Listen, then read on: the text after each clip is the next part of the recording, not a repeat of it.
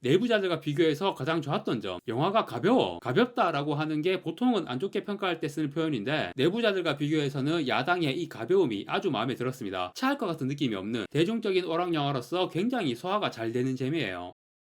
안녕하세요. 다양한 대중문화 콘텐츠를 리뷰하는 남자 머빈입니다. 이번 영상에서 리뷰할 작품은 2025년 4월 16일 개봉 한국 영화 야당입니다. 영화 제목이 좀 특이하죠? 정치 관련된 지루한 영화일 것 같은 느낌도 들지만 굉장히 정통파 국산 상업 오락 영화 내용이에요. 비슷한 영화가 정말 많습니다. 너무 익숙한 맛. 아주 예전까지 보면 투캅스 생각도 좀 나고요. 공공의 적 시리즈 1편 말고 뒤에 후속작 2개, 그리고 부당거래, 베테랑, 번제와의 전쟁, 아수라, 더킹, 이런 영화들이 한국 영화계에서 정말 꾸준히 만들어져 왔어요. 그런데 그 수많은 작품들 중에서도 가장 비슷한 건 내부자들. 이 영화는 제목을 아예 내부자들 2로 개봉을 했어도 됐을 겁니다. 영화 내용에서 연결되는 요소는 하나도 없지만 그래도 관객들은 이 영화가 내부자들 속편이라고 나왔어도 납득을 했을 겁니다. 그만큼 내용이 되게 비슷해요. 그리고 그 외에 제가 언급했던 다른 영화들도 다 비슷한 소재와 비슷한 내용, 한국의 최상류층 권력자들의 비리와 부정, 그리고 우리나라의 수사기관들이 자본과 권력에 기생을 하면서 상류층의 어둠을 어떻게 덮어버리는지, 그런 내용들을 보여주는 영화가 진짜 한국 상업영화에서는 거의 왕도라고 해야 하나? 흥행한 영화도 굉장히 많고요. 대중들도 아주 재밌게 보시죠. 이런 내용의 영화들이 딱 한국 관객들 취향인 것 같아요. 그중 가장 성공했다고 할 수 있는 영화 중 하나가 내부자들이고, 이번에 나온 야당은 내부자들의 성공 공식을 거의 재현하는 느낌으로 만들어졌습니다. 어설프게 흉내만 내 짝퉁이 아니라 꽤 재밌게 잘 만들어졌습니다. 그래서 내부자들과 비교해서 어떤지가 중요하겠죠. 내부자들은 천불 등급인데도 어마어마하게 흥행을 했잖아요. 야당이 그 정도 흥행은 절대 못할 거예요. 지금 극장가 상황이 내부자들도 만약 지금 개봉한다면 대박 흥행하기는 쉽지 않을걸요. 그래서 야당을 보고 또 느꼈던 게 이 야당과 비슷한 수많은 작품들이 흥행도 잘 되고 하면서 한국 영화의 전성기를 이끌었는데, 정작 야당은 이렇게 영화계와 극장가 상황이 어려운 시절에 개봉해서 흥행 대박이 나기가 쉽지 않을 것 같은 그런 상황이라 과거에 좋았던 시절과 지금의 어려운 시절이 이 영화 한 편으로 딱 대비가 되는 거예요. 물론 지금 개봉 첫날 바로 보고 와서 야당이 최종적으로 어느 정도 흥행 성적을 거둘지 알 수는 없지만 잘 되면 좋겠죠. 잘 돼야죠. 그런데 등급도 청불이고 오늘 날도 엄청 따뜻하던데 이렇게 따뜻한 계절에도 맞지 않은 영화고, 내부자들 정도의 흥행은 정말 어림도 없고 그 절반 정도의 흥행도 거의 불가능에 가깝지 않나 싶습니다. 그만큼 지금 극장 상황이 너무 어렵습니다. 하지만 그런 예상되는 흥행 결과 무관하게 영화 자체의 재미는 저는 야당이 내부자들의 충분히 견줄만 하다고 보고요. 아마 그래도 두 작품을 비교하면 내부자들의 손을 들어주는 사람이 더 많을 것 같아요. 그런데 저는 제 개인적인 느낌으로는 내부자들보다는 야당이 더 재밌었습니다. 내부자들과 비교해서 가장 좋았던 점, 영화가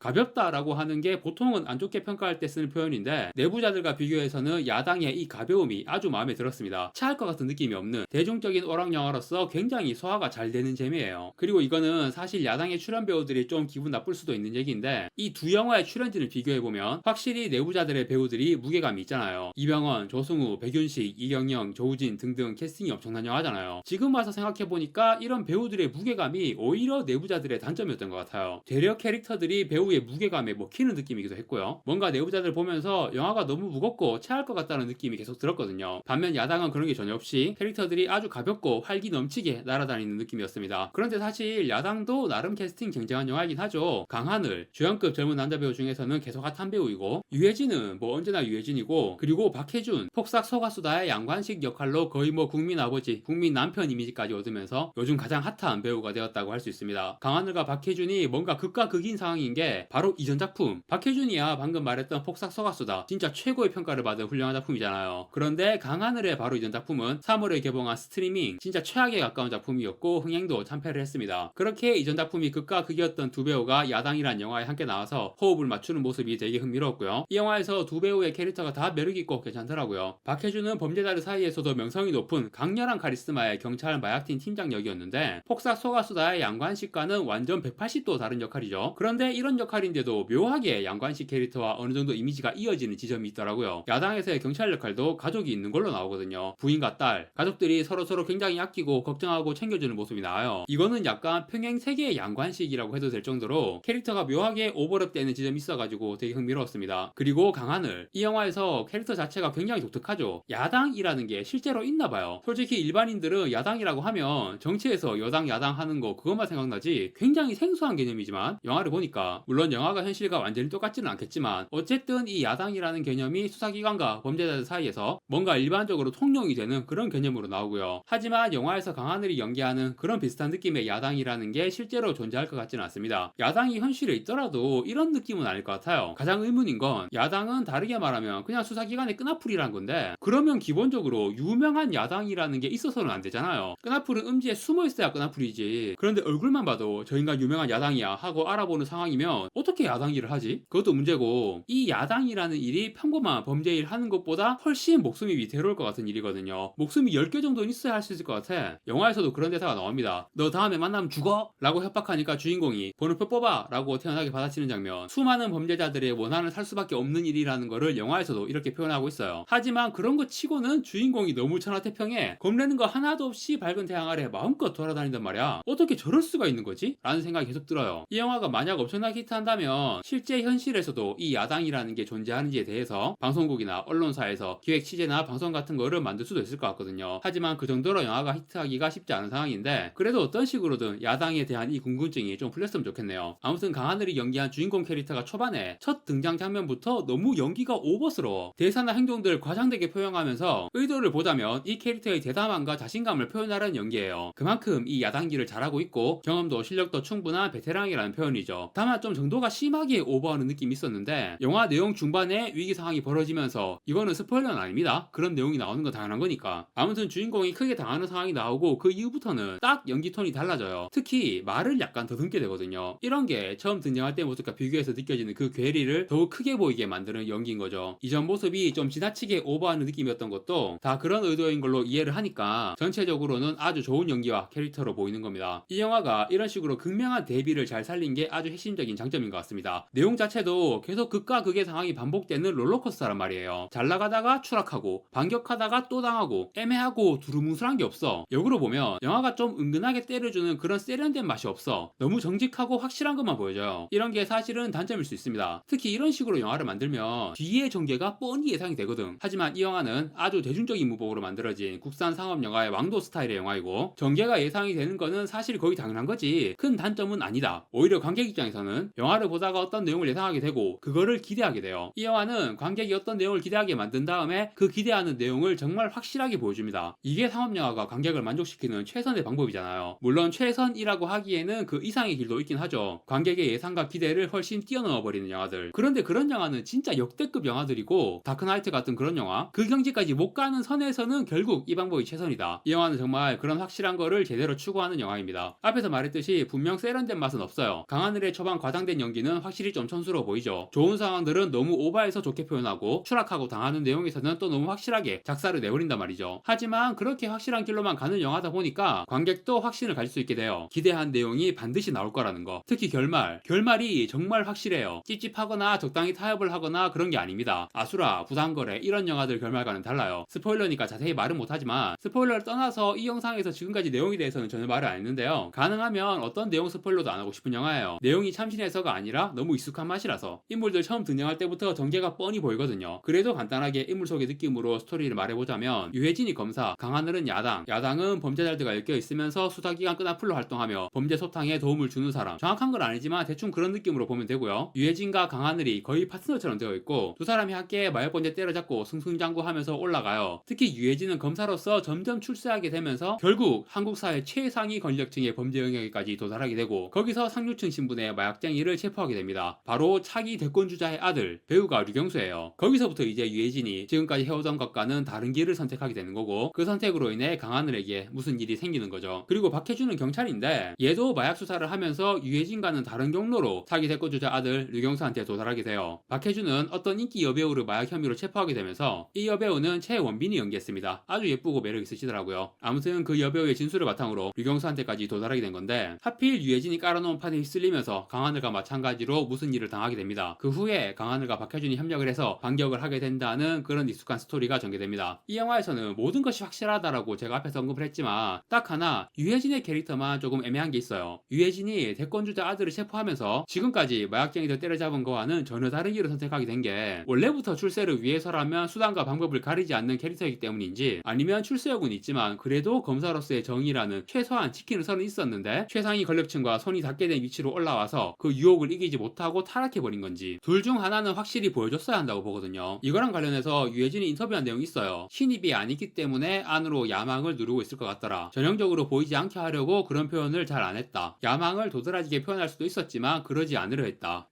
이해가 됩니다. 그래도 제가 말했듯이 이 영화는 진짜 확실한 길로만 가는 영화예요. 그런데 유해진 캐릭터만 이렇게 내면이나 서사가 제대로 표현이 되지 않고 애매하게 그려진 게 저 개인적으로는 좀 아쉽게 느껴졌습니다. 영화의 전체적인 방향에서 약간 벗어나 있는 느낌이었어요. 그리고 이 영화가 너무 확실한 길로만 가다 보니까 좀 무리수 전개도 많아요. 자기적이고 말이 안 되는 장면들, 특히 라이터 바꿔치기 하는 장면은 진짜 저건 좀 아니다 싶었고, 마지막에 나오는 진짜 확실한 결정타, 아무리 인류 최강의 권력자라도 수습을 할 수 없는 그런 거, 이거는 실제 있었던 사건을 패러디한 느낌으로 넣은 장면이기도 하죠. 하지만 영화에 나오는 그 상황 자체를 보면 좀 억지스럽게 만들어진 상황이라는 느낌이 분명히 들어요. 실제 현실에서는 이렇게 영화처럼 시원한 사이다가 좀처럼 없으니까. 하지만 어쨌든 이 영화는 좀 자기적인 상황과 전개들, 과장된 캐릭터 표현들까지 동원해서 관객을 만족시킬 수 있는 가장 확실한 길을 선택을 했기 때문에 몇 가지 단점들이 있더라도 대중적인 상업 오락 영화로서의 재미와 만족도는 최상급이라고 평가할 수 있겠습니다. 다시 내부자들과 비교해서 이 영화는 체할 것 같은 느낌 없이 영화의 거의 모든 요소들이 굉장히 소화가 잘 됩니다. 특히 좀 잔인하고 야한 장면들, 이 영화도 청불 등급이라서 내부자들처럼 그런 장면들이 있긴 하거든요. 그래도 미성년자만 아니라면 가족이나 지인들과 봤을 때 불편해지는 그런 정도는 아니고요. 마약 난그 장면이 있는데 이거 어떻게 찍었는지 모르겠어. 다 벗고 있는 것 같은데 중요 부위 노출 장면은 하나도 없는, 있었는데 제가 못 본 걸 수도 있고요. 사실 내부자들은 그런 선정적인 장면들이 좀 논란이 되기도 했었잖아요. 하지만 야당은 그럴 염려가 없이 아주 깔끔하게 소화가 되는 그런 영화입니다. 아주 재밌으니까 많은 분들이 보시고 꼭 흥행 대박 났으면 좋겠네요. 네, 영화 야당의 리뷰는 이것으로 마무리하겠습니다. 구독과 좋아요 부탁드립니다. 시청해주셔서 감사합니다.